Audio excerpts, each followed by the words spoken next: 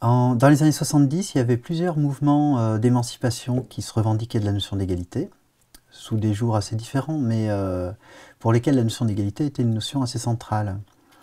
Et il y a un philosophe d'origine australienne qui s'appelle Peter Singer, qui a pris cette question au sérieux, qui a voulu un peu creuser, réfléchir au fondement de cette notion. Est-ce que c'est une notion qui réellement est valable et défendable? Est-ce qu'elle peut servir de fondement à l'éthique? Est-ce qu'elle peut réellement servir de fondement à la politique? Est-ce que des groupes dominés comme les groupes des femmes, les groupes des noirs, les groupes des gays peuvent légitimement se revendiquer de cette notion-là ou pas? Enfin, c'était un peu le sujet qui s'était donné, sur lequel il voulait travailler. Et sur ces entrefaites, il y a une personne qu'il connaissait, qui était végétarienne, qui lui a demandé, mais cette notion d'égalité, pourquoi elle se limiterait à des groupes humains? Pourquoi on parle uniquement d'égalité humaine?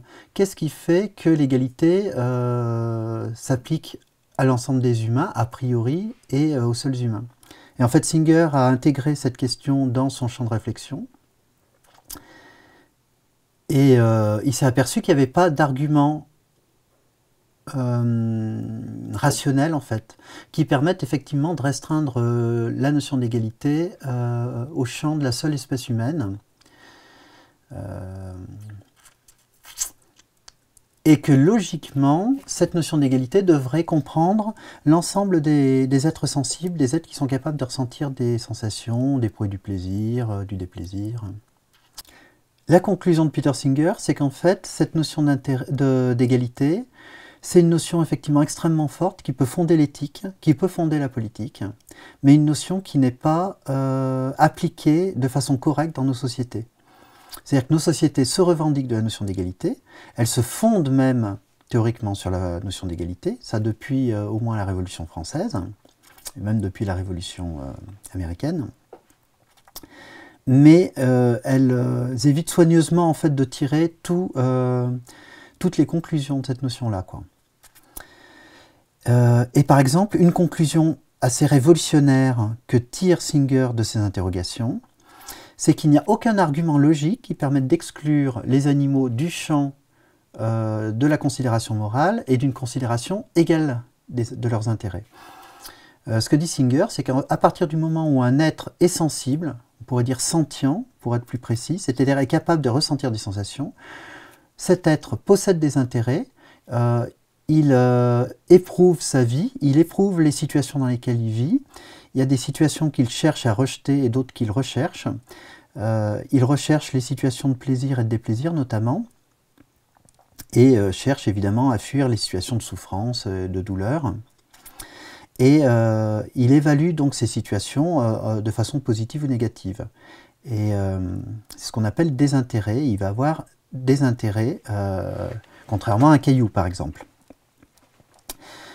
Et ce que montre Peter Singer, c'est qu'en fait, à partir du moment où un être a des préférences, il n'y a pas de raison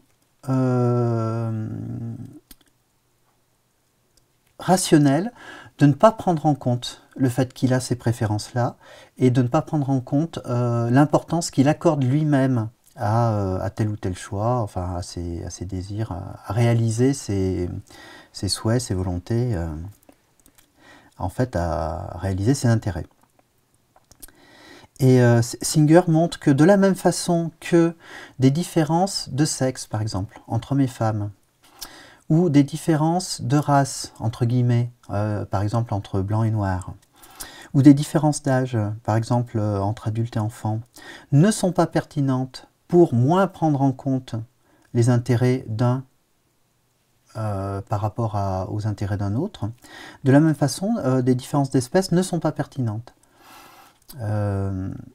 Prendre un exemple tout bête, hein, si un humain souffre, je ne sais pas, a été brûlé et souffre, son intérêt à pouvoir se soigner rapidement est le même qu'il soit un homme ou une femme, qu'il soit blanc ou noir, qu'il soit adulte ou enfant, etc. Et en fait, cet intérêt est également le même qu'il soit un rat ou une poule de batterie, ou un cheval ou un humain. C'est-à-dire qu'il n'est pas dépendant de l'espèce. Et de la même façon, l'éthique voudrait qu'on prenne en compte son intérêt et qu'on lui vienne en aide de la même façon qu'il soit blanc ou noir, homme ou femme, adulte ou enfant, ou humain ou animal. Voilà les conclusions auxquelles arrive Singer, d'une façon qui est extrêmement argumentée, et en même temps qui est extrêmement simple, qui quelque part tombe sous le sens. Simplement, ça va à l'encontre de 2000 ans de civilisation occidentale, une civilisation qui est bâtie tout entière sur le déni de l'importance des intérêts des animaux, sur le mépris en fait de l'importance des intérêts des animaux, et qui est bâtie tout entière sur l'exploitation animale. Et sur le fait que nous profitons, nous tirons profit, oui, des autres animaux en allant radicalement à l'encontre de leurs intérêts, c'est-à-dire en les faisant souffrir sans soucier d'eux, et en les mettant à mort pour un oui ou pour un non, vraiment pour des raisons les plus dérisoires imaginables.